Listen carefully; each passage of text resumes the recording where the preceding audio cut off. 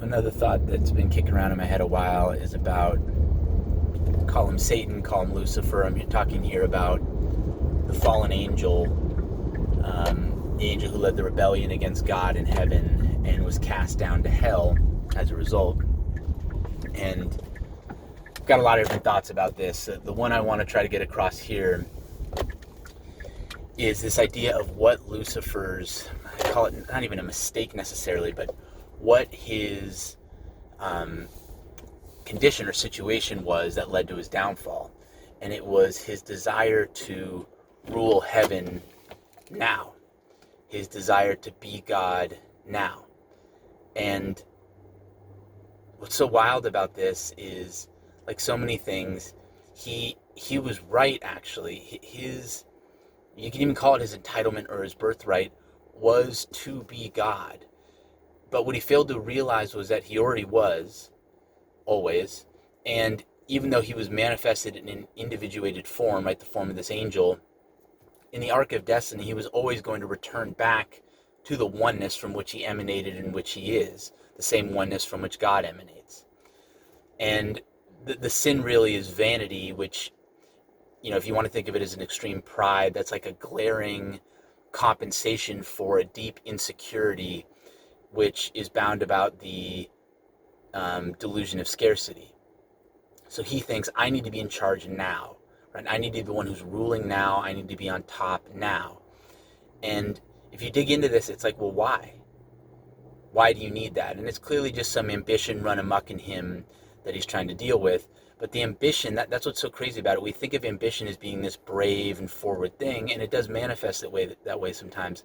But it's rooted in a scarcity, that the current situation is not enough, and that in the unfolding of time, reality will not provide what is enough. And what the wise teach us, what those who have gone into the deep spiritual places and abided there and purified themselves there realize, is that the universe is constantly providing exactly what's perfect for us. If we were omnipotent and omniscient, we wouldn't change a thing. Indeed, that is the situation from which we are creating the universe. But poor Lucifer gets in and sees the exact opposite. He comes in and sees that everything is wrong, and the only way to make it right is for him to come back in up top. And so as a result, he's cast down into hell and is set to live to rule there. The irony being, it's actually the fitting assignment for him at that time, because hell is where we go when we worship the god of scarcity instead of the god of abundance. And so Lucifer, having committed the kind of the epitome of that sin by trying to displace God, him or herself in heaven, gets put down into hell, symbolically indicating that his place of purgation, his place where he needs to do his purification first, is to realize the futility and really the silliness of the scarcity mindset and of the guilt and the shame and all the things that go with it. And so it's not that Lucifer was wrong, it's just that Lucifer was in a hurry, right? Lucifer was always God and was always going to be God again, but because he thought he needed to do it now, he needed to take a shortcut through the unfolding of time, through the unfolding of creation. That was his quote-unquote sin. It wasn't a moral failing. It wasn't like God was upset because he was worried that Lucifer was actually going to beat him. God created Lucifer exactly as he was, created the entire drama of Lucifer. In fact, was the entire drama of Lucifer on the level of experience. So it's not like God is upset or angry with Lucifer or punishing him. It's that he realizes that the path through time and through creation for Lucifer to process out this mistaken thinking, which is the scarcity and the hurried thinking, and instead to allow Lucifer to experience the true bliss, which is faith in the unfolding of creation as perfect, right? Not what the finite being is always going to want or think is best, or not what the pleasure-seeking being is always going to imagine was the best possible scenario, but instead is in fact the unfolding in time that we are all creating from a position of omnipotence and omniscience.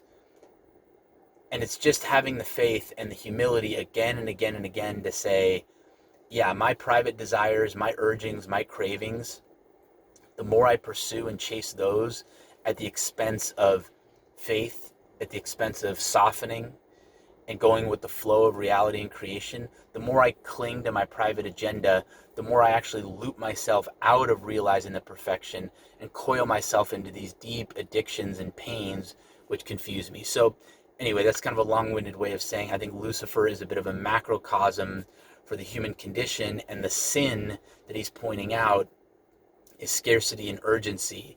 Recognize ambition is actually the compensation for that. And really just realize there's no morality or anger with God, no wrath there. It's really just about the experience itself and what's needed for that experience to play itself all the way out so that Lucifer's destiny of returning to God can be fulfilled. And what he needs to do to return to oneness is to purge that self-obsession and that clinging to his urgency and scarcity bias, which he co-created with God from the position of omnipotence anyway. It was an experience he wanted to give himself, which inexplicably, I mean almost unimaginably, involved a long tour in hell. Lucifer's redemption will be when he shines as the light out of the darkness, right, mirroring the image of Christ as being the light that shines into the darkness. Lucifer, the light shining out of the darkness, will be ultimately what leads as kind of almost a caboose or a rear guard humanity's march back toward heaven, toward the oneness experience of the faith in creation. Because who more than Lucifer can testify to the extreme misery of the opposite position, right? Of clinging and saying, I need to do everything myself for myself. I need to be the one who gets all the glory and all the power. He then can take all of us who have had our mini versions of that, right, in our life experiences, and he can lead from the rear and say, you know you don't want to go back there, honey. You know you don't want to have that experience. Believe me, we've all seen it.